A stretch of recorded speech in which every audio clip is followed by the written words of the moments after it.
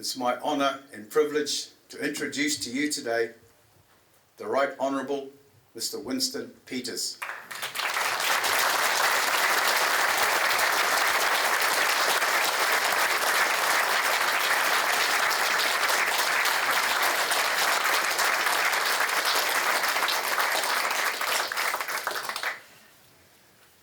Thank you very much, Laurie, and ladies and gentlemen, thank you for coming out this afternoon. I know you're busy, but we are only a few days from the opening of the early votes in this campaign on the 2nd of October, and a very few days away after that for the campaign to be concluded on the 14th of October.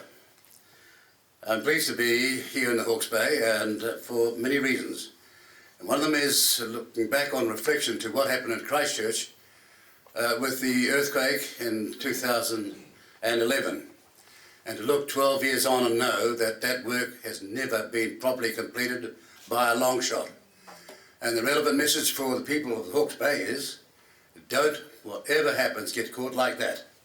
You've got Esk Valley, you've got Taradale, you've got Puketop, and all those areas of damage and destruction that needs to be fixed up now, not sometime never. Not what I heard today, they've run out of funds. How could you possibly run out of funds in a campaign when they're on the stage every day after eating their sausage rolls and pies and making the TV at 6 o'clock at night, tossing money around like an eight-armed octopus, and where's your part of it? Think about it. I know which way you voted in the past, but this is redemption time, for goodness sake. Because if we don't get it fixed up here as a priority, that is, as one of the basics, it will not be fixed up, and decades will happen, and you will not ever get it fixed in the way you should have. And why have you got an entitlement to it? Because from Invercargill to Kaitaia, they understand the disaster, and those taxpayers are prepared to help out. But they need people in Wellington to focus on your needs, not make all sorts of promises and tell you how they're going to do it. And they should begin starting and listening to your own council first, rather than tell you what the solutions are from Wellington. What a disaster that has been, in council after council. And in the Hawke's Bay, as I say, this is a seriously relevant election, because as I've seen already, it's not being fixed. And the roads coming here are unbelievable. I came from the Wairoa on the way here. And, you know, it's on a road that's run by Waka Kotahi. That means boat on the road. So maddened by their woke signalling, they're all concerned about their name that 95% don't understand, and all the rest, the other 5 who do understand Maori with fluency, know you can't have a boat on the road. Just unbelievable. But the potholes, no one's fixing those. And this is excruciating, because there was a former time, you go back 10, 15, 30 years, you never saw potholes like that. Here we are in 2023 with this new industry with a new name, decided all by itself, signalling virtue, signalling signposting and what have you, without fixing up the darn potholes on the way through. It's extraordinary. Then they get down to Esk Valley and you think, I don't see too much going to be happening there at the moment. And then worse today, I went out to, say, parts of Taradale. And why did I go there? It's because the Provincial Growth Fund is something New Zealand first came up with in 2017. And we did it, and we took all the criticism, the misinformation and the deceit, where they said it was a slush fund. We'd found $1 billion a year for the provinces from the South Island to the far north. All the provinces. We're going to get $1 billion a year to do infrastructure that was critical, and there would be $3 billion over 3 years. And here comes the criticism from Parliament and the commentariat and all these smart alecks. I won't name which media they are, but you'll know them as well as I do.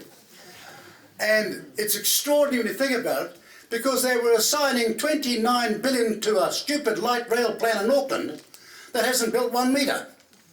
So it's okay for Auckland to do that, but Invercargill to Kaitaia and Hawke's Bay and Gisborne and everybody else can't even share $1 billion per annum without they got that criticism. The Provincial Growth Fund is our policy, and I went out to Taradale to see the parts that survived with the Provincial Growth Fund, and it needed far more, and it'll need it into the future. And when somebody tells me today, look, we're running out of money on 1 October, and I think, well, that's not too far from now, is it? How could that possibly be? In the middle of an election. But this is the most unreal election any of you, I'm certain, have ever seen. They're not holding public meetings like this. No. They're going to photo opportunities. They're going to schools where kids can't vote. They're getting on tractors they can't drive. You saw that. Why would you climb on a tractor if you can't drive the darn thing? And then one group, that's the Green Party, went down to the water and announced their environmental policy, which has shut down half of the waterways of this country. Just like that. And worse still, they're not concerned about the environment anymore. You saw them on that 3v3 debate the other night. If you did, I'm sorry for you. Because it was a total circus. And they were high-fiving these two whilst they were talking about how they're going to spend your money. 100 ways to spend your money and not one way to raise a cent. This is not environmentalism, this is communism. Get real. And they were saying that they were representing the people at the bottom, and they were saying that they were only representing the Maori. Now this is astonishing as well. Absolutely amazing. Look, I'm proud of my Maori background. I come from a area called, you know the one? I'm waiting for all the people who came on the Mātātua canoe to say so. Huh? Ngāti Wai. Guess why I'm saying it? Because the canoe that you came on came via there full of holes and came ashore to be fixed up in your own narrative. And you say we fixed up the leaks in our waka on the way through and the local people helped us. So guess who that was? It means we got here before Mātātua, didn't it? Well, I'm not pushing down your throat, am I? All I'm saying is we've got to be proud of what our backgrounds are. I'm proud of my Scottish background. Gives you a natural suntan and a desire to save money.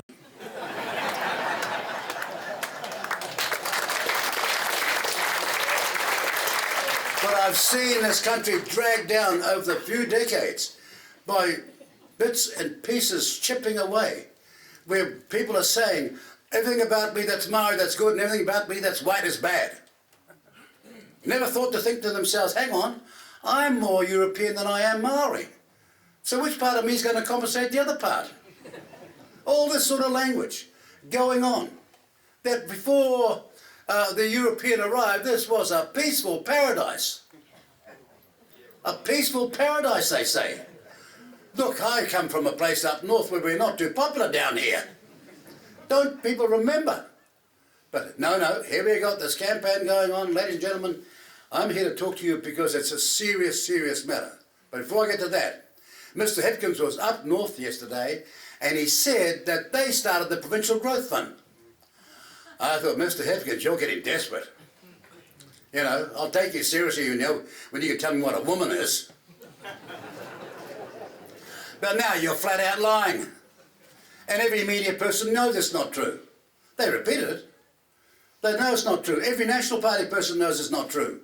We started the Provincial Growth Fund because we thought the provinces are always going to need infrastructural investment that'll be here 30, 40, 50 years from now. On the way through, I came via Apartheid, where we've got a brand new mussel factory, and we're building the biggest mussel farm, not in New Zealand or Australasia, but the whole world. And we can do it over and over again if we invest in the provinces, because at the end of the day, as we found out in COVID, 82% of our export wealth comes from you. And in this election, you've got to make a statement that you want to be respected, you want to be heard, and you want to have policies that are framed around your future, because you can burn down the big cities and you'll rebuild them again. But they burn you down. That's the end of New Zealand. It's that simple. But he said that, and I thought, well, I'm going to stop it in its tracks, and said to Mr. Hipkins, let me release the coalition negotiation documents and we'll find out who's lying right here, right now. And as of now, I got no reply. And I don't expect to get one either. This is the most unusual campaign because for the first time the media are turning up. Literally in the last week, we've been out there over 2.5 years, packing halls everywhere, doing politics the way it should be done, talking to people, answering their questions. But they thought they could gaslight us and Cinderellaize us and marginalise us out of existence. And the moment that didn't work, you have the kind of thing that you heard this morning if you were indigenous enough to listen to Morning Report. They decided to have 4 journalists discuss what it means about the Peters problem. Do you like that?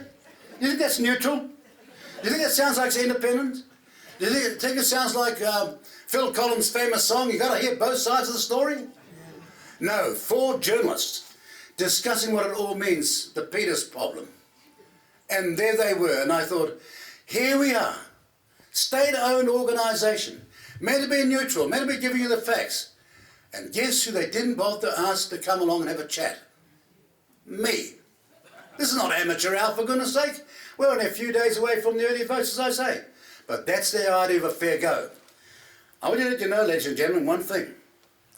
These corrupt people took a bribe. And when Grant Robertson came to me in 2020 and said we want to do that, I said, you're not going to do that. He said, why? I said, because everybody be accusing me of bribing them. They'll say we bribed the media. He went straight around and told the media ownership, that guy's stopping us from helping you. You see why they turned nasty and feral? And they've kept it up. But I got news for the media, and it's all bad. We want accountability.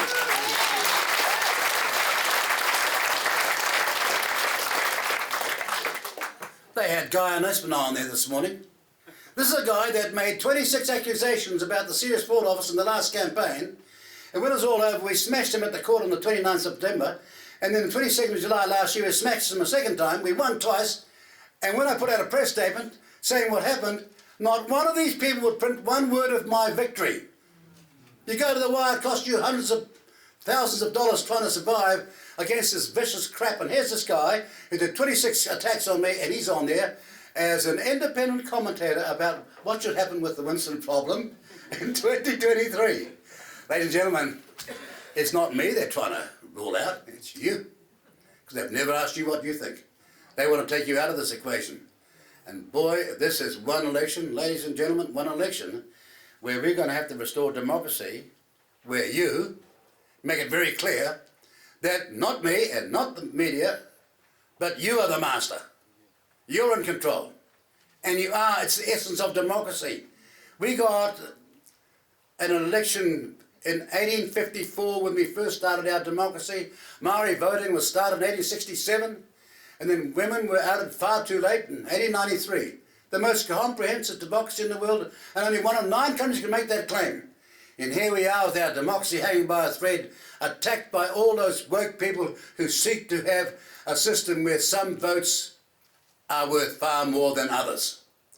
What on earth do you think Three Waters was about?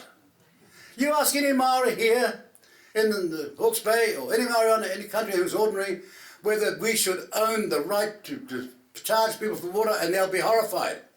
No ordinary Maori thinks that way. It's not in our DNA. But there's an elite out there who think, I've got a chance to take control. Three Waters means this. The local iwi get 50% of the say. All the rest of you, and any other Maori that doesn't belong here, all the rest of you get 50% of the say, but you can't have a decision unless it's 75% agreed. Here comes the rub. There's the veto. Right under your nose. And I'm asking you, which other party do you believe is going to make a stand on this? Not because they're imitating, but because they believe, before we talk about anything else, this isn't democracy. This isn't fair. And it should not be happening. And I saw the other day that a comment of mine, one of my candidates made, he made a speech down at the Rotary Club in Timaru. And he said co-governance is a disease which we're going to strike out. And they said, on the show the other night in the debate, that him saying that is racist. Then they rang me up and I said, you've got to be joking.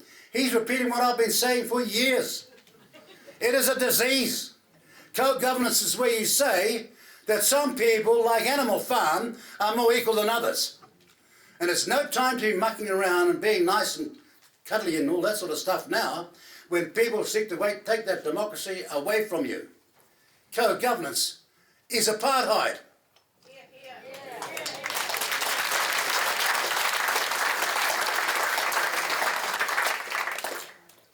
And for all those white, woke fellow travellers and those Maori radicals, let me remind you about the American Civil Rights Movement. It's in the 60s, and they're campaigning Martin Luther King and all those people to do what? They were campaigning to bust down the barriers to the best white institutions. Not start their own inferior ones. No, to be part of the best white institutions. And they did it. Now there are mayors all over the United States that are black, and they end up with a black president. And now a black vice president. And a black first secretary of state in Condoleezza Rice. They made progress. But they had their eyes on the prize. We want to be the beneficiaries of the best. Not a separate system of health, of education, and every other confused thing they've got lined up. And what I want to say to all those radical Maori who think this is going to be an easy campaign for them, because they came up today with a big statement about all these Maori leaders who are saying that Winston Peters is being racist. Sorry, you're the racist, and you're being found out. Now face us down. Where's your campaign? Where's the Party Maori going? Well, they're going through the floor in this campaign. Guess why? Because the mass majority of Maori don't back the Party Maori. If they are, as you say, 18-7% of the population, how come you're polling 1% in the polls? That means 18 out of 19 don't want you. Or just in case you're confused about that, if you say that Maori, that many people in the population of this country, and you look at the total number on the Maori roll, then the mass majority of Maori have voted with their feet already. They're on the general roll. But these people don't like logic, all the way to the sociology department of university. And I've been to the university, seen these professors feeding up this gobbledygook rubbish. And I've said to them, what do you mean, these principles of the Treaty of Waitangi? It's got 3 clauses to it. And a brilliant man from very close to here, and others very close to here, and one became the Member of Parliament for the general seat over 100-something years ago. His name was Carroll. He must have been some sort of a man. He was Deputy Prime Minister too for a long time, under Seddon. But then a man called Ngata wrote this book, you know, and he wrote it 101 years ago, and I'm bringing it along just in case it hasn't got to the university. That man, Doctor in Literature, Master of Arts, and an LLB, he got a law degree in a record time for any student in this country. 2 years. He wrote this book 101 years ago about the Treaty of Waitangi.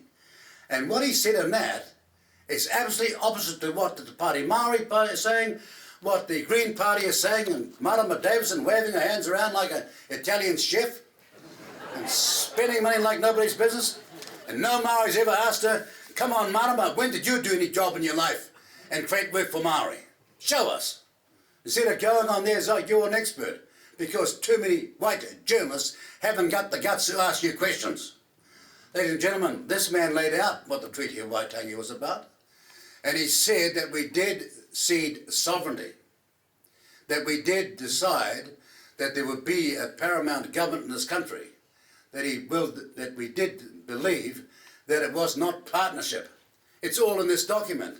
And more importantly, Whina Cooper said in 1998 at the Commonwealth Games, we signed up to the treaty so we could be one people. Whina said that. So why are all these young radicals and stupid people at university teaching with your money something that is not historically correct? And it's because if they can get that away, then they can demand these special privileges. And what a diversion that would be to ensure that the real things that ordinary Maori want, like a safe, affordable house, like easy and quick access and affordable access to medicine, like the chance for their children to hop on the escalators of progress and go as far as possible, and last, first world wages. What a diversion to stop people being focused on what they really need. That's what ordinary Maori want. And guess what? All around the Hawke's Bay, from Invercargill to Kaitaia and the West Coast, East Coast, that's what everybody in New Zealand wants. Those 4 things to be a priority. And those are the very things you are struggling with right here, right now. The cost of living is killing 30% of the population. Another 40% are hard up against it. All the retired people who thought they were going to be safe, had enough put away, now are nervous as anything. Rates are going up. Insurance is going up. All their costs are going up. And there's no relief at all. And bear in mind one thing. The moment the economy turns belly up, these other parties come straight for the young and the old. That's been their record. Be warned. Don't tell me, oh, I think it's safe now, Winston, you got rid of the cert tax and you put it back to 66%, and when it went down to 60 and you got the gold card, I think I can afford to vote for them. Really? Well, you got 2 votes, haven't you? Go with your penchant for your the party vote that's in your DNA, but take out some insurance, for goodness sake. You won't get a second chance if you're over 65. You won't get a second chance. And I'm not coming to you to say, like famous car maker Ford said, you can't build a reputation on what you're going to do. I'm asking you to vote for me because of what I have done. And when I was a young guy, before you can say I did it for myself. Before I got over 65 years of age. But back to my point, ladies and gentlemen, on this question. We've got enormous division happening now. And one of them is, for example, in this duality or separatist system we're setting up, and it's in our hospitals. If, for example, you have got a European husband and your Maori wife, or vice versa, if you go to hospital, both of you for the same problem, then the Maori spouse will get the treatment first. That's a fact. And let all these people who say it's not true, tell me it's not true, because it's a fact. It's out there now. But also, let me ask you this. Do you think any ordinary Maori wants that? No, they don't. So who are this self-appointed unelected elite who are doing this? Who go with this Pandora box principle? I'll subtly do this though there's no mandate at all, and when it happens you won't be able to put it back in the box. That's their approach. And this election is critical that you give them one message, which is yes, we will. Because we are one people, no matter what we are. We are proud of our European ancestry as much as we are proud of our Maori ancestry.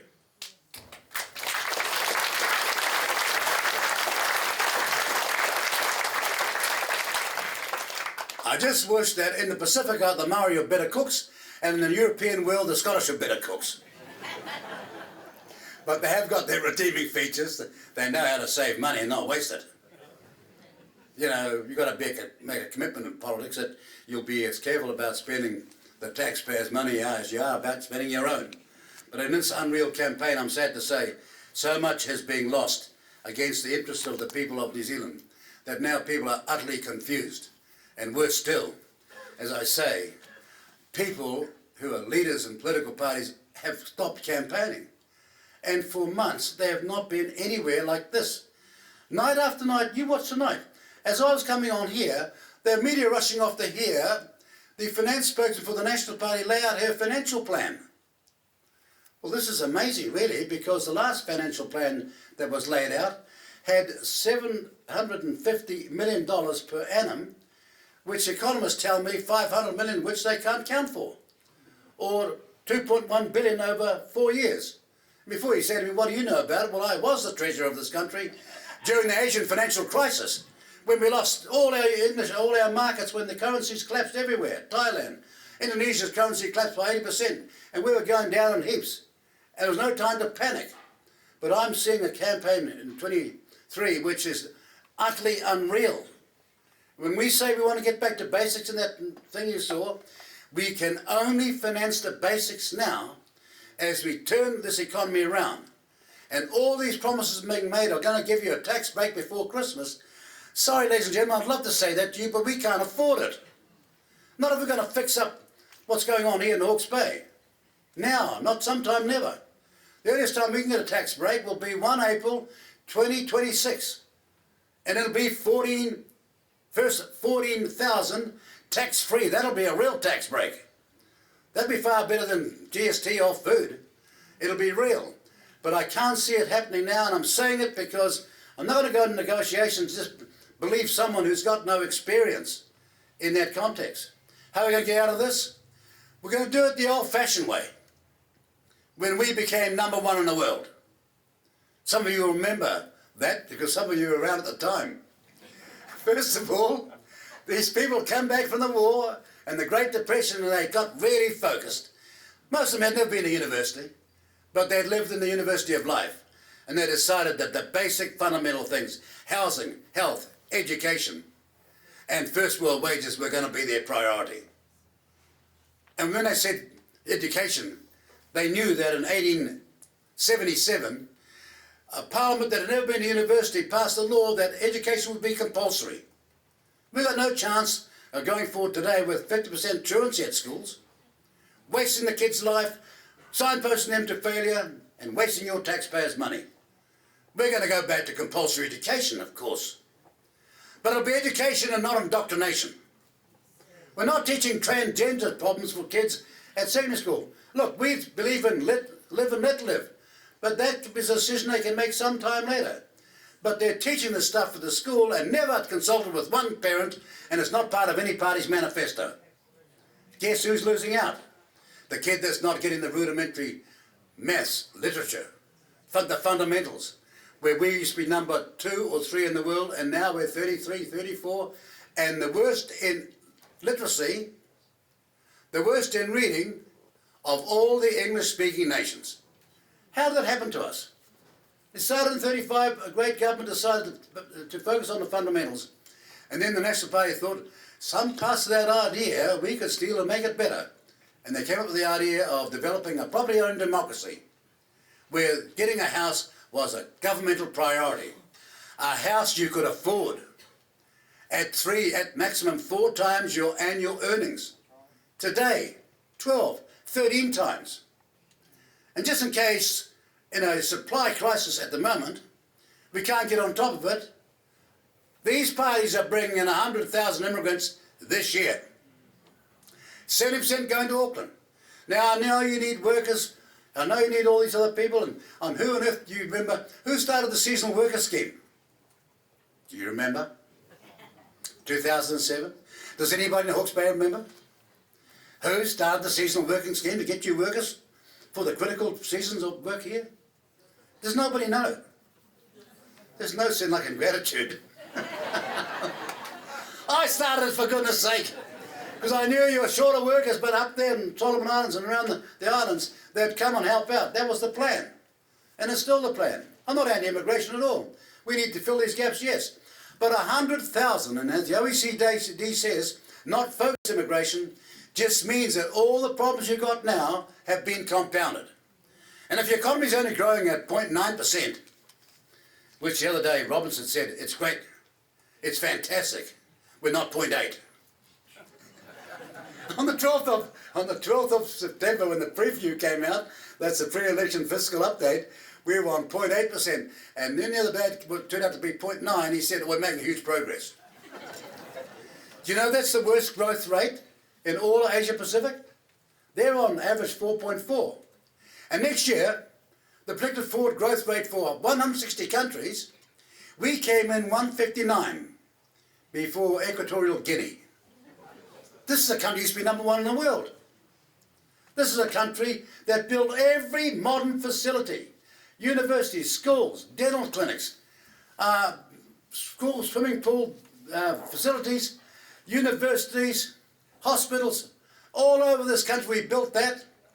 A country the geographic size of the UK, but with a population the size of Manchester. With half the population we've got now, we did it.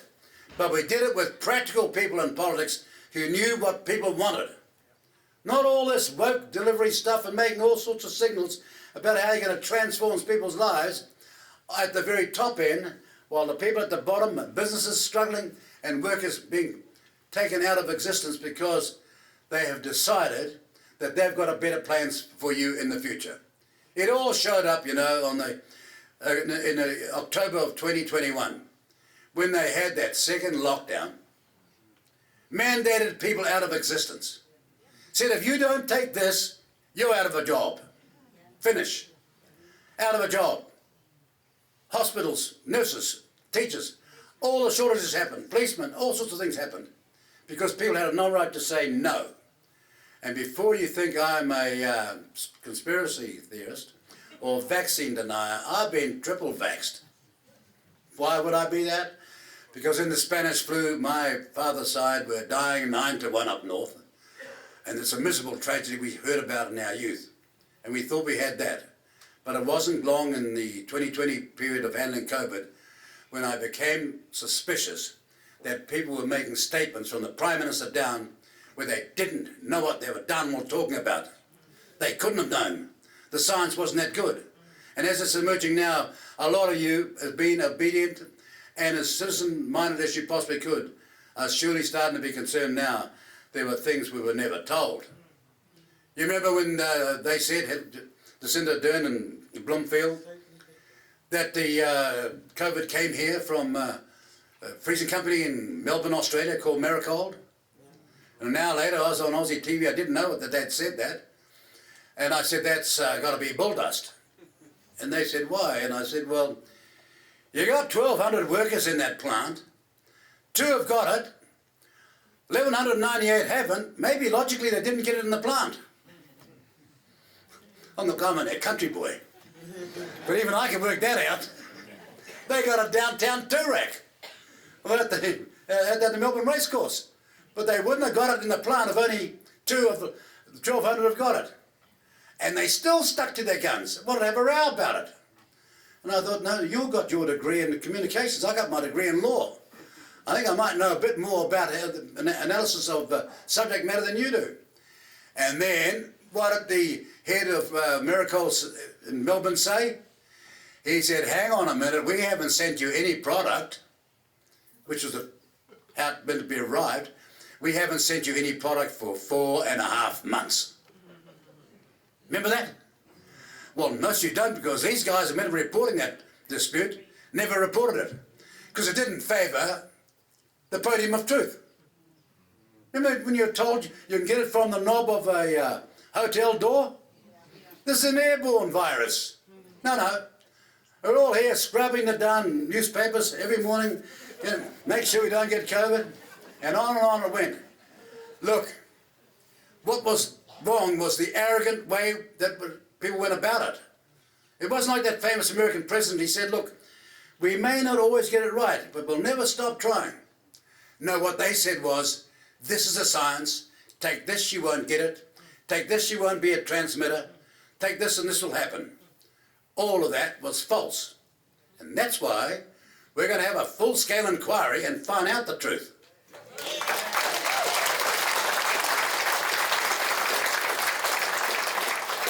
What you got now is designed to cover the derriere of politicians, so they never get found out. Because if any inquirer of integrity saw those terms of reference, he or she would say, I'm not doing this. It doesn't cover the subject. That's why I know they're not fit for the job. Because a proper inquirer would say, no, I'm not taking that brief, because I can't do the job properly. I want at the end to tell New Zealanders the truth as best I know it, so that we will know better the next time something happens how to handle this matter. So that's why we need a full-scale new inquiry with international experts, and only taking 1 year. So next time we'll be better prepared. And whilst we're at it, we're going to repeal the Therapeutic Products Act. We stopped that in 2007. The Aussie Foreign Minister tried to persuade me to do it, and I said, excuse me, Alexander, that's not even part of my brief here. I'm the Foreign Minister. He said, no, but you could do it. I said, I know he's got up your side. The Labour Party's gone around the back door and asked you to raise it with me. I'm in Cabinet, I'm over there with them, and I'm in Australia with you. How come a message went all that way to get to me when they could have told me over here? And he looks at me and said, but you could do it. And I said, no, I'm not going to do it. I'm going to stop it. I don't want you guys controlling the New Zealand therapeutic industry. And I did in 2017 and 2020. And we hardly gone, and there they are manufacturing this, and they passed it just a month ago, to stop you having control of the critical part, whether you're Maori or European, of therapeutics in this country. And we're not going to have a committee of inquiry. We're not going to do a review. We're not going to tweak it. We're not going to amend it. We're just going to repeal it. A one-clause piece of legislation. And go back to where it was before they decided to have some international global interests control what we have here.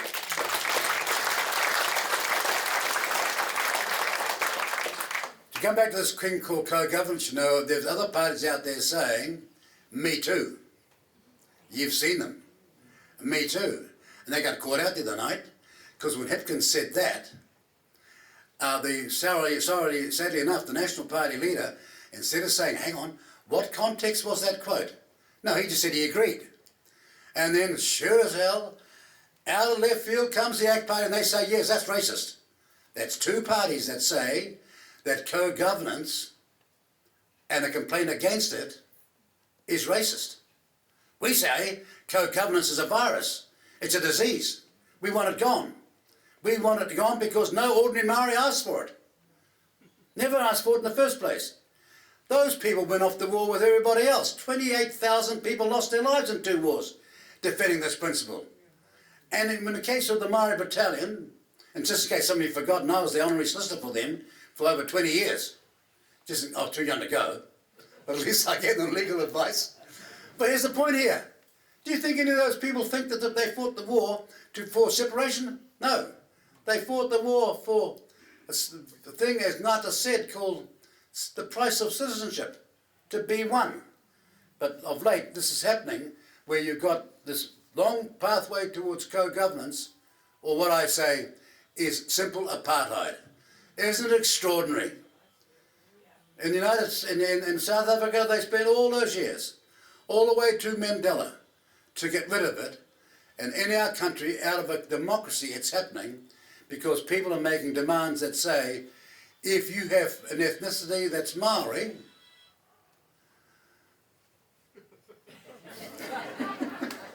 there's a phone going over here.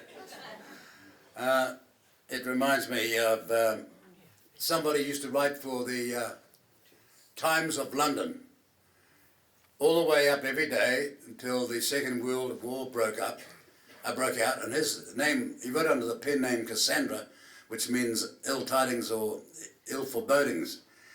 And he wrote, and the day the war broke out, his column stopped. And the day after the war was over, it started again with these famous words. As I was saying before, I was so rudely interrupted. Sorry, madam.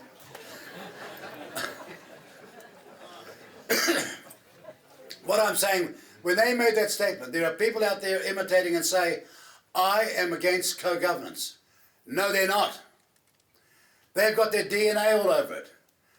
I was the foreign minister that refused to sign UNDRIP, the UN declaration in 2007, and got Helen Clark to agree. It was the National Party, in a coalition joining with the National Party Act and the Maori Party, that went and signed it in 2010. That's my evidence. And the second thing, when they started the super city of Auckland, it was the first time they had a Maori unelected ward on there. Not elected, unelected. Even though you've got a Maori mayor of Rotorua. Same in Wellington. It's all happening. Even though you've had in Gisborne, you've had a Chinese extraction man who speaks fluent Maori, been the mayor there for decades, Meng Fu.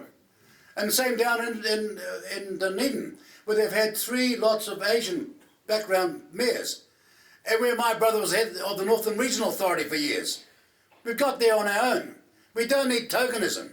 We don't need this special pigeonhole which says you need a help up because you can't do it because you're Maori. It's like saying that, you know. It's like saying Buck Shelford saying, don't tackle me too hard, I'm Maori. It's not true, ladies and gentlemen. People know that you want equality. It's got to be equality that has no paternalism in it. That doesn't have this view that I've heard from so many people, like that guy Finlayson, who got rid of the legislation that I passed on the foreshore and seabed, and he brought in the Marine and Coastal Areas Bill, got rid of my legislation of 2004, he brings that one in 2011, and now we got 600 claims around the coast. Maori contested against Maori, where all the taxpayer Maori and European are paying $300,000 for each claim. When every Maori knows, with our background, that the sea is the highway of the world. That's how we got here. But all of a sudden we're turning it into an ownership issue. And when you do all those things, you neglect the things that matter. First world wages, educational access to the best, no matter what your background is. Health treatment today when you need it. Pharmaceuticals that are first world. And housing, which people desperately need. More now than ever. This is a sideshow where meal needs are forgotten for an elite at the top who have to be called out because their demands are made on behalf of the mass majority of Maori who they've never ever consulted with and don't care about. Have you seen these people protesting about first world wages? Or about hospital lack of attention? or third world pharmaceuticals, or about educational access and lack of outcomes in schools, or about lack of housing. I've never seen them protest once. But no, they got their special projects and they demand that you pay attention because that is their priority. This is an infection election. Make up your mind. What do you want? But we've got no chance, ladies and gentlemen, in this country going forward if you trust some political parties to have the guts and the courage to take this issue on. And I'm not doing it because I'm anti-anybody. I am proud of my Maori background. Far more proud than most people are. Started my legal case in the biggest legal case in this country at the time in land, defending European and Maori who were having the land taken off them in one class action case, and we won. First person to ever fund the Maori wardens properly. Make the Maori Women's Welfare League independent. Do you remember Manaki Tauiwi? The biggest injection of Maori in education at university ever in this country's history. That's my policy and my background. And I'm facing all these radicals that are saying, oh, he's a racist, he's anti-Maori. No, I'm not. As a famous person who set up Kohonga Rail said, Win says not anti-Maori, he's just anti-nonsense. And I am.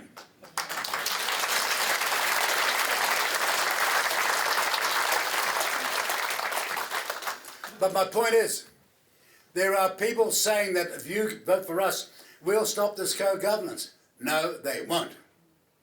And I saw them the other day on that critical part of that TV program when, first of all, the National Party leader agreed and so did the ACT Party leader. And I thought, this is going to be one tough battle now. But it can be won. And it can be won if enough people in this country make up their minds that before we can fix anything else up, we have to have the forum of democracy that is operating fairly for every citizen, where every vote is the same, means the same, and counts the same.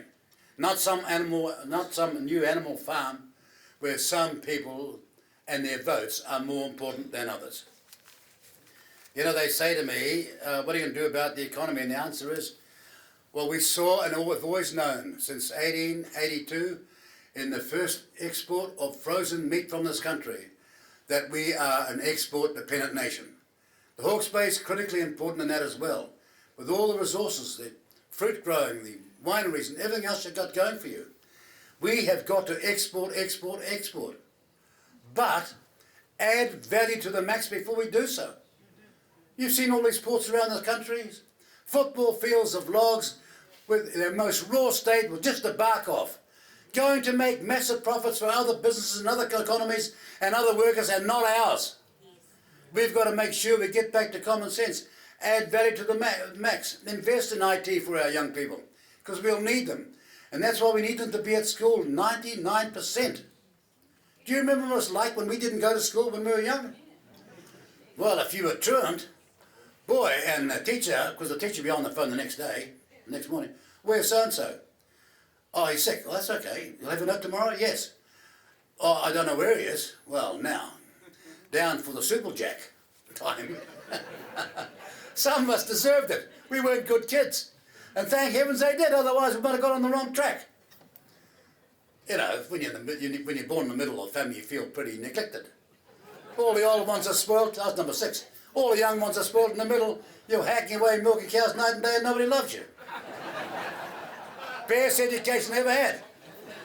But my fundamental point is that we've got to be focused at this election on the fact that exports, and added value to the max. And if you want to get productivity, tax incentivise better machinery, better technology. New Zealanders work the second longest hours in the OECD. Yet you've got these economists saying, but we're not productive. Yes, we are. If we had better technology, better machinery, and you get there by ensuring they can afford it by way of tax depreciation. It's not complicated. Those are the taxes I want to see before we have all these so-called personal taxes that they're never going to give you in the first place. Their chance of giving you your tax base before Christmas is 0 because we haven't got the money. Oh, and the last thing we've got to remember about that is that an export-dependent country has got to be ultra careful about climate change and these greens and their demands that we buy offshore the right to continue spending 16 to 32 billion over the next few years to buy emissions in a trading scheme. This is lunacy. This is allowing Wall Street to get in charge. If carbon dioxide is 0.04% of the atmosphere, and of that 0.04% of the atmosphere, the human component of that is only 3%, then maybe we're being led up the garden path. We're about to sacrifice our whole economy because some woke people living off the taxpayers' back, namely the Greens and a whole lot of other people, want to get their way with panic. We're only 0.17% of the whole world's emissions problems. 0.17%. 97.83% is the rest of the world, 99%.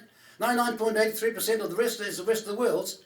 And they're not telling us what China's not doing, India's not doing, Russia's not doing, and all the rest. They're asking you to sacrifice your whole economy because they think they know the science, they think they know best. And they don't know best.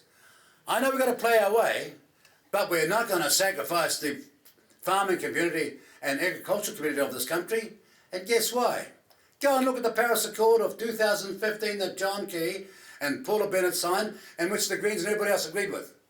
It says food production will be exempt. I'm asking you to stand up and insist upon that, because that's not what they're saying now. They're backtracking on what they signed to. But my party will not, and we'll do all I can, if you give us a chance, to stop them in their tracks, and I'm saying it before the election, not after it. This man was on TV the other morning, James Shaw, and he was complaining about me stopping him with EV cars. And I thought, sorry, I wouldn't say that way. He's got the media all believing him. And I thought, listen, journalists, why don't you have enough brains to work out that when Henry Ford started his industry, he beat all the other producers of cars in the United States by doing one thing. Guess what it was? He made cars for ordinary people. He made cars where you could only have one colour, black. But he produced them cheaper than any other person in the world in terms of car manufacturing, because he made those cars for ordinary people. I'm sitting here with Shaw, and I'm saying to him when we were talking about these EV cars, and I'm beginning to see what he was doing, and I thought, this guy doesn't get it. If you want to get EV cars, get EV cars that ordinary workers can afford, between $25,000 and $30,000, and they are available. No, he's got these Teslas for the green leafy suburbs of Auckland. All these people can afford 2 cars, 3 cars, and they are not going to change the figures of this country because there's only so many of them. If you had those cars for ordinary people with the supply lines to feed them electricity at the right place, then maybe we'd get somewhere. But there he was blaming me because he hadn't bought enough Teslas. I didn't see too many Teslas going around Hawke's Bay, by the way. Oh, I didn't see too many around here. Maybe just in case you've got no recharging stations anywhere. And when you head out towards Taupo, maybe you're going to be in a bit of a problem in the middle of the forest. But my point really is they've got too much going on that's not sound. They asked me, what do I mean by take back our country? And the answer to that is take back our country from those who want to rewrite our history. Who want to rewrite our history. It's critical that they begin with a lie to get where they want to go to next. And remember what Goebbels, the advisor to Hitler, said, you're going to tell a lie, tell a big one. You got more chance of being believed. And they have been being believed until they're being challenged of late. It means take back our country from those woke extremists who are trying to change this whole social fabric of our society. Limit our freedoms, change our education and system to indoctrination. That's why our standards are falling. There's too much that they are not teaching, and there's too much they should be teaching, they're not doing it. And one of the things they should be teaching young people is how to get a license. We're a country the size of the UK, same area as Japan. We're going to drive a lot. We'll need people with licenses. Why isn't that a critical part of our secondary school education? And I tell you what, a whole lot of people will learn education and learn English faster if they can see the connection between getting past that document, the driving license test, and education. it'll be a great facilitator. And that's what we're going to do. It means take back our country from that bloated bureaucracy down in Wellington that's grown by 14,000. You know something? Hipkins has got about 69 people in his department, as did John Key, as did Jacinda Ardern, and as did all the rest. And I thought to myself, when I was there and watching it from the outside, why do they need so many darn people? Hollyoake and Peter Fraser, two of the greatest prime ministers, Labour and then National, they had 5 in their office when we were number 1 in the world. They've got 69 and we're going that way. Maybe they've got far too many advisors. Why do they need 69 when they've got ministries? Get rid of them. Yes, so we're going to get rid of them. You know what they're doing? They don't trust their ministries, so they've got this bunch over here overseeing the ministries. Well, if your minister's so useless, don't make them don't give them the job. I just might say down here before I go, I saw a minister get sacked who should never got sacked, and I don't care whether you vote Labour or National or anything else. Stuart Nash should never have been sacked for asking the police commissioner. Stuart Nash should never have been sacked for asking the police commissioner, you are going to appeal, aren't you? I mean, it's breathtaking yet he even asked a darn question. And I saw all the vultures come out from all political parties attacking him, and I thought, this is darn sad. This guy's asking for a bit of accountability. He wants to know why on earth are we putting up with a woke Liberal judge finding in favour of the offender and the victim's totally forgotten. And then he gets sacked for it.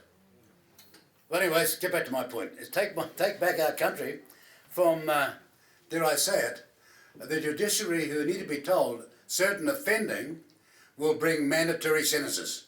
You seriously assault a policeman or a prison officer or a first responder like a fireman or St. John's Amazon, you're going straight to prison. No ifs, no babies.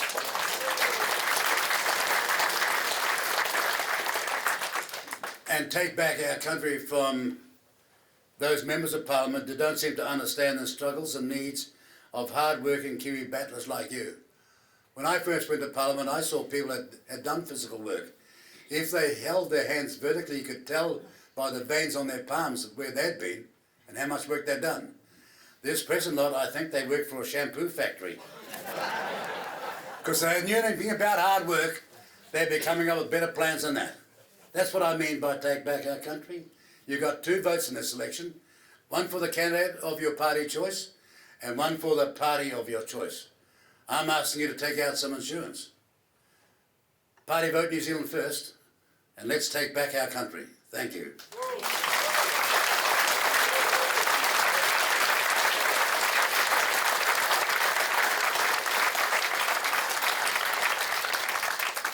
We have a question time, and can I just say, could you please make it a brief question, because the more people that may ask a question and not a statement, and keep it brief, the more people will get a question. The other day in Gisborne, I had someone turn up, and the moment that person started, I thought, I've seen that body language before. It was one of your sisters. And I thought, well, so hang on a minute, did your kuya or did your kaumātua send you down to do that? Because he wouldn't have done that. That's not how you do it in the marae. But this person thought, no, I'll speak for my tribe or my iwi all by myself. I said to her, this is not the way you behave in a marae. Sit down. Then she went bonkers. Then I thought to myself, you can bet you'll be all over TV. The subject matter won't matter. It'll be all over TV. And sure enough, there it was last night. Yes, madam. You're an amazing speaker, I must say. And the knowledge you have is also amazing. But I just wonder, from listening to you, I hear a lot of what people could have done or how things gone down the hill and what needs fixing and stuff, but how would you actually fix it? Like, where would the money come from? Who you fix the roads, the education, the hospital, and all sorts of things that might be. The lady's question, I'll put it honestly, but it wasn't very favourable. She wants to know, yeah, you're talking about all these things, but how are you going to fix it? And where's the money going to come from? What's your plan to do that? Well, in my speech, I said to you, our plan is to understand what made us great and number 1 in the world. Our plan is to replicate what other countries saw in us, like Lee Kuan Yew's Singapore, like the Celtic Tiger, like, for example, a place that's got only 350,000 citizens called Iceland, and yet makes 20,000 US more per person than we do, like the Scandinavian countries, accused of being socialist and yet far ahead of us, pristine environment because they understand true environmentalism, not make-believe stuff. But I plan to do it, as I said, to get back to maximising our exports and our wealth creation. It's the only way forward. We have got to say we're going to treble our GDP in the next 30 years. And we're going to do it in the next 15 years, double our GDP. And if we do that and contain our population, we'll all be far better off. But when you bring 100,000 people in, and your GDP is only 0.9, everybody in New Zealand as a citizen is now in recession because their share's just gone backwards. 100,000 more people are sharing it.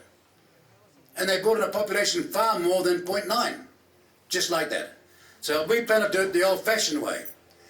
If you want to see the recipe, go and look at the Celtic Tiger.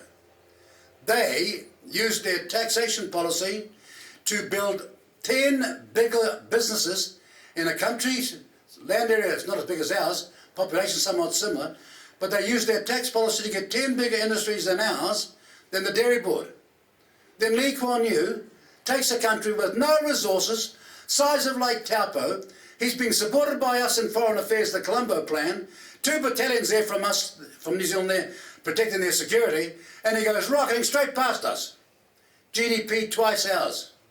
We've got lessons we used to know, we've forgotten, and need to relearn them real fast. That's how we're going to do it, and it starts with B-R-A-I-N. The second word's longer, it's experience, and the third one is not luck, it's W-O-R-K, smarter. Yes, sir. What do you think can be done, what do you think should be done to regain our trust in the media?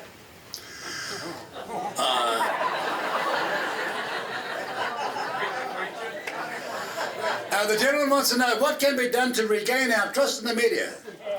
You know something, I don't make statements like others who begin by saying, that's a brilliant question. They do it to try and flatter you and make them seem superior. And I don't know why they fall for it, but every good advisor says, don't ever say that. But what's interesting about that question is that it's essential for a democracy, that you have an independent fourth estate. Not a bunch of bought-off fifth columnists. No, an independent fourth estate. And you're quite right, because there are still some great journalists. I don't want to name them, but there are still some great independent journalists. But it's been made so hard, where if you don't conform to what the editor has been driven to by prophets to say, you lose your job. You've got to go back and tell your husband, I can't help with the mortgage and look after the kids anymore, I've got to find something new. And these threats are real, make no bones about it. I know 2 people in the media who've made a stand and just have been moved sideways. So we've got to make, as much as we may not like it, we've got to make an independent fourth estate a key part of our democratic reconstruction in this country. We might not like them, but that's not the point. Everybody deserves to be held accountable, politicians and all. Yes, sir. Kia ora, Winston. I met you last year in Wellington at the protest. I am a freedom fighter. My mother died from the vaccine, and you said you would get justice for my mother when you got in. My point is that when anybody speaks out against vaccines and speaks out against vaccine injured, we get shut down off Facebook. That's ordered by the government vaccine. That's ordered by the globalists. We can't even speak about it, and yet people still want to sit here and say all the stuff they're saying. What I want to see happen under a Winston Peters government is vaccines need to be banned full stop. They are harming people. Why are we still asking people to take vaccines knowing Is that your question? injured is growing? You got to the question in the end. Yep. You know something? It's the Spanish flu. People are dying 9 to 1 in the Maori world up north. And we've got a massive crisis. And this is how far this country may have gone, or come, or not come. A man is selected by the then government to be the Minister of Health. His name is Maori Pomeri, and he's a Maori doctor. And he brought modern medicine to Maori and transformed and turned things around. You see, I'm not against vaccines at all, and all sorts of treatments. But when I saw the speed with which this vaccine was being produced, I was seriously concerned because we didn't have time to get it right. I'm not knocking it, I'm just saying we didn't have time to get it right. And there have been people who have died as a result of this vaccine. The evidence is coming out everywhere internationally in inquiries held in the US Senate, held now in Australia, been happening in the UK and elsewhere. So I wish they'd stop denying it and just open their mind to the fact that they maybe didn't know enough, because time in science is what perfects, usually, the excellence of the research you're doing. And we only had about 6 months to get it right, and it was too brief. I don't blame them in 2020, but I seriously blame them by 2021, and then the second lockdown on 17th of August 2021. That was not justified. No case in the South Island, no case up north, but they're all locked down. And billions of dollars lost. They've upped to spending 80% as a result of that. It's one of the reasons why they went that far and why we got so far to get ourselves back. So when the inquiry says what we should do, I'll listen to the inquiry. That's why I want an independent inquiry who you can have confidence in, and not politicians. Against the wall, the lady against the wall. Hi Winston, I hope you can hear me okay. I'm a little bit nervous, but so before my question, if you go into Google, depending on what phone you have, if you type in the question, can men menstruate? The first result that comes up is having a period is not a feminine thing, and people of all genders menstruate, including non-binary people, agender people. Is this a question? Yes, and even plenty of... Well, it doesn't sound like it to me. My question is, what can we do for the young people to change their minds, to get them out of this thought, so that in the next 10 years' time we don't have masculine women and feminine men? What can we do for the young people?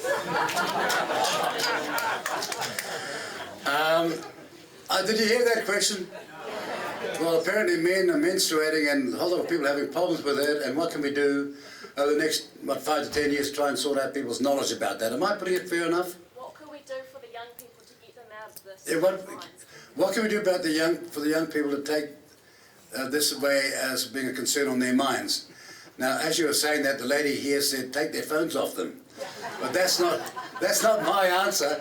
Can I just say, I was astonished the other night when this question was put by Paddy Gower, out of left field, to the leader of the Labour and the National Party. You heard the question, didn't you? And they were pretty confused, didn't know what to say. And they actually, in my view, should have said, look, how about I do a bit more serious research right here, right now, before I answer off the top of my head? And that's what I'm answering you. I'd like to know a whole lot more about it. I'm going to take your submissions and everything else.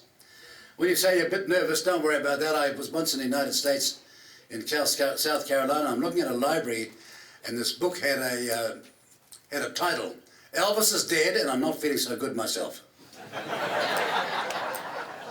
You drop me a line, you get my email, and I'll listen to anything. But I don't want to answer a question that I'm not knowledgeable enough on. Yes, sir. Mr. Peters, could you kindly tell me the New Zealand Party's opinion on livestock export from our ports, cattle and sheep, and what the party's opinion is regarding the export of livestock? The gentleman wants to know, what's our policy on the export and transportation of livestock? I'm certain you mean by sea, maritime transportation, right? Because we're doing it every day on airplanes. Particularly from our port. Yeah, I got it. We're doing it by airplanes all the time, not just racehorse stock, but all sorts of stock by air. But you're talking about by sea. You know, in 2020 there was an absolute disaster in the Sea of Japan, where that ship turned the wrong way. They turned into the storm, and 42 people lost their lives, including 2 New Zealanders. And I'm on the phone to the Foreign Minister Mategi trying to find out what can they possibly do. and he's saying to me, look Winston, we've got a big problem. There's a typhoon on. It's unbelievable where they are. They're at the centre of an absolute storm. We can't get there. And you know that from that it became the view that we should stop transportation of live animals. Can I just say that our policy is the maritime transportation of live animals should happen only when we can be guaranteed as to all aspects of their husbandry and transportation. But no matter what we do, we could not have a plan that will stop a captain making a mistake like that. Look at the consequences here. And so other parties are saying we're going to do it, but I'm saying no. When I know it's going to be safe, yeah, we'll do it, but only when we know it's safe. Yes, madam, with the glasses, thanks. Hi, Winston. One more question? Just in Hawke's Bay here, we currently, between the cities of Hastings and Nature, have one hospice for end-of-life care. At the moment, I think it has about an 8-bed capacity, and it relies solely on donations. Would your party support financing end-of-life care so that the families of terminally ill people can have some kind of relief and not have to worry about how they're going to care for a dying relative? Ladies asked a question about hospice care, and we'll finance hospice care and its, no doubt, its staff and its ongoing costs, because it's a serious issue at this moment in this country. That's your question, basically. Could I just say, without being critical, I don't think you know how serious it is, because in this country, we've got all sorts of promises being made in this campaign about tax cuts. We're going to do this, we're going to do that. Hopkins went up north and Auckland, and he said, I'm going to build three tunnels. No, yeah, 3 tunnels. 2 under the harbour and 1 up the North Shore, all joined up to light rail. And of course, I thought this is unbelievable. This is la-la land stuff. When you've got all these problems, and why we're talking about the basics is, you talk about hospice care. We have 63,000 people in aged care, and they're hard up against it, getting the minimum wage. These people have been there for 25 years looking after people. We've got to get back to the basics now, real fast, that we can afford. I don't want to give you an answer today, but I'm happy to write to me, because these are the priorities that we've going to have to do. There are, let's be honest, there are 892,000 people over 65 years of age. They sure be all voting for me, mind you, but they're not. But you see the problem? Take out even, say, just one-fifth of them. We've got serious needs, and we need to make sure that any decent society, which we are, looks after our young and our old. So those should be our priorities. Drop us a line, and I'll make sure that they're part of our conversation going forward. But I've also been talking to all sorts of aged care, hospital care, mental care people, and it's bigger than we think. Ladies and gentlemen, I've got to catch the plane back to Auckland, because we're on The Nation tomorrow morning and Q&A on Sunday. The media finally found out we're alive.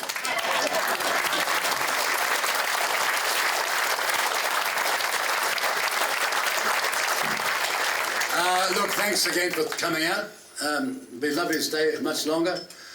I do believe that the rehabilitation of the damage in Hawke's Bay has got to be a priority. No matter what happens, please think about that, because, as I say, I've seen Christchurch and I've seen elsewhere, and it's not back to repair, and it won't be unless it becomes a #1 commitment from political parties.